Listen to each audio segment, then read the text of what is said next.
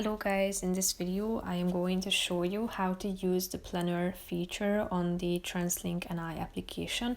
But first I just want to mention, don't forget to subscribe to my channel because at 10,000 subscribers I am going to show you my whole YouTube revenue statistics and growth strategy, how to make money online. Now let's jump into it. First of all, open the application on your phone.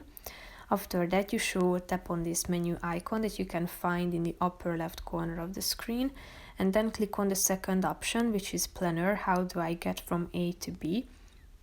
And then you should type in your departure point into the first box at the top, marked with the from button, and the two sections should include your destination.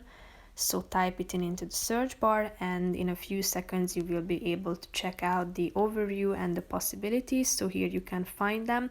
You can see the name of the bus and the title of it, and also the departure time, the arrival time, and the total time, so the duration. If you are interested in any of these, just tap on it and you will be able to check it out on the map and purchase the ticket down below if you would like to. So that's pretty much it for this video, guys. See you in the next one. Bye bye.